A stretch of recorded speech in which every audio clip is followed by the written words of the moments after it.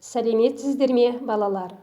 Бүгінгі біздің өтетін сабағымыздың тақырыбы Сәкен Жүнісов «Аманай мен Заманай» повесі. Сабақтың мақсаты Сәкен Жүнісов жайлы қысқаша мағлұмат беріп, мәтінді толық меңгерту. Кейіпкерлер бейнесіне талдау жасап, өз ойын жүйелі жеткізе алуға үйрету.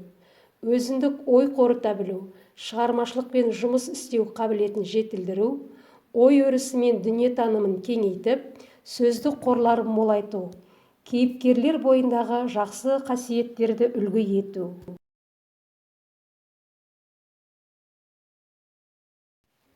Сәкен Жүнісовтың өмір баянына қысқаша шолу жасайық. Сәкен Жүнісов 1934 жылы 11 ақпанда Көкшетау облысының Қызылту ауданы Кішкенекөл ауылында дүниеге келген. Қазақ мемлекеттік университетін тамамдағаннан кейін еңбек жолын Пионер журналында әдеби қызметкер болып бастайды. Мұхтар Әуезов атындағы Қазақтың мемлекеттік академиялық драма театрында әдебиет бөлімінің меңгерушісі, КСРО әдеби қоры қазақ бөлімшесінің директоры, Қазақстан жазушылар одағының хатшысы қызметтерін абыройлы атқарады.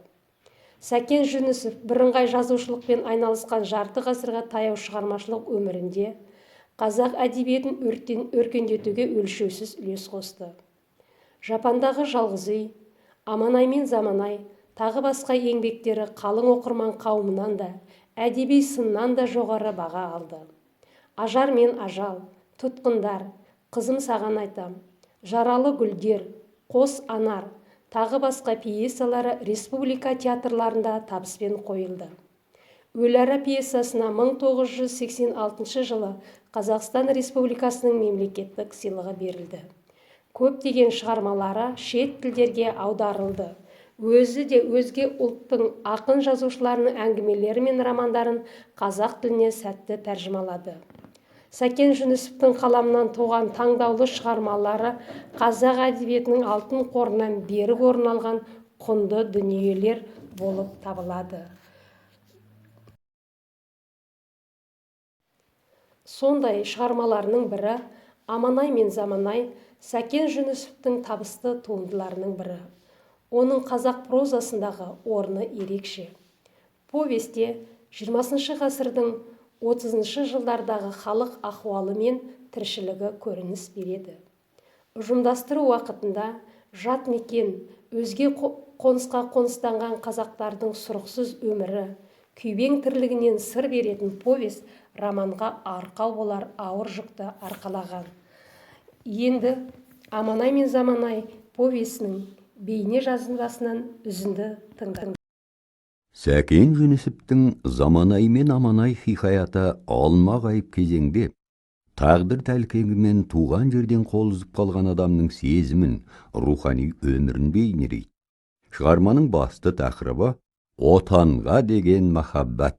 Туындыға тоталитарлық темір жүйе орнаған аумал төкпелі заман тұсында туған елден жыраққа кетуге мәжбүр болған Балзияның өмірі арқау болған. 20 ғасырдың 30 жылдарындағы заман шындығы, ел санасын, тағдырын төңкерген оқиғалар легі Балзияның өмірі арқылы терең бейнеленеді. Асыра сілтеу саясатынан зәрезап болған халықтың туған елден үдере көшіп, арғы бетке кетуге мәжбүр болуы қатал заманның ащы шындығы еді.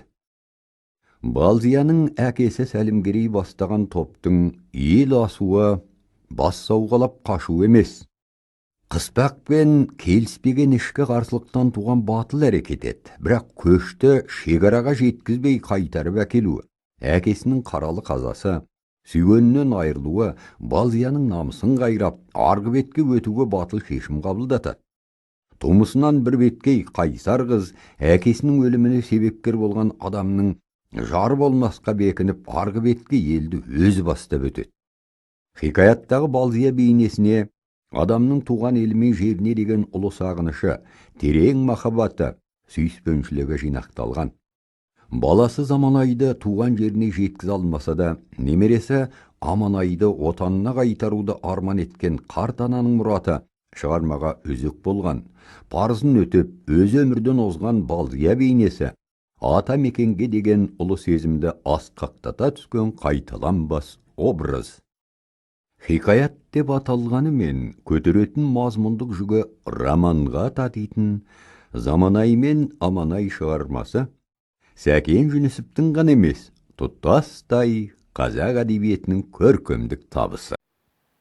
Бұл үзіндіні тыңдай отырып, туған жер, ата мекен әр адамның тағдырын құрайтынын түсіндім. Аманай мен Заманай повесінде туған жерге деген перзенттік махаббат пен отанға деген сүйіспеншілік керемет суреттелген. Повестің бізге берер тәрбиесі, тағылымы өте көп. Жастардың бойындағы патриоттық сезімді оятып, туған жерге деген ықыласын арттырады. Осындай шығармалар арқылы ертеңге еге болар ұлт жанды ұрпақтар көбейеді деп сенеміз. Жат жерде жүрген қазақтың елін, жерін сағынып, көксеуі еліне деген нағыз махаббаттың көрінісі.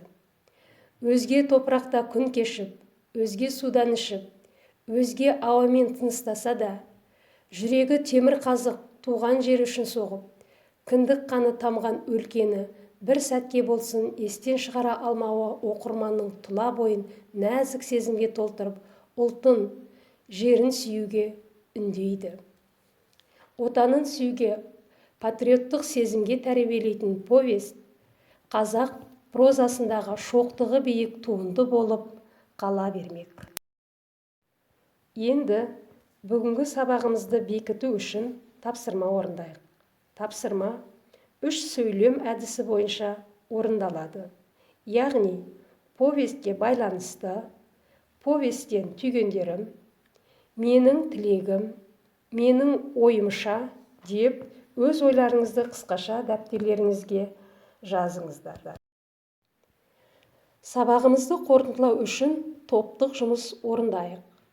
Бұл тапсырма ой шақыру әдісі бойынша орындалады. 3 топқа бөлініп, бірінші топша ауызша сұрақтарға жауап береді, екінші топша тест тапсырмаларын орындайды, үшінші топша 3П кестесін толтырады. Сабағымыздың соңында кері байланыс жасап, сабағымызды аяқтайық. Кері байланыста 5 саусақ әдісін пайдаланамыз. 5 саусақ әдісі. Бірінші, бас бармақ басты мәселе. Бүгінгі сабақта ең құнды мәселе қандай болды? Екінші, балалы үйрек, бірлесу. Мен топта қалай жұмыс жасадым?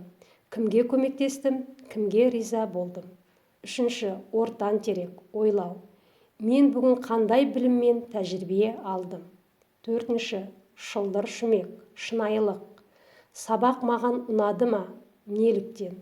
Бесінші, кішкентай бөбек, көңіл-күй ахуалы. Мен сабақта өзімді қалайша сезіндім? Әдіс бойынша өз ойларыңызды ауызша баяндаңыздар. Үй тапсырмасы. Туған жердей жер болмас тақырыбына эссе жазу. Осымен біздің бүгінгі сабағымыз аяқталды. Назарларыңызға рахмет, сау саламат болыңыздар.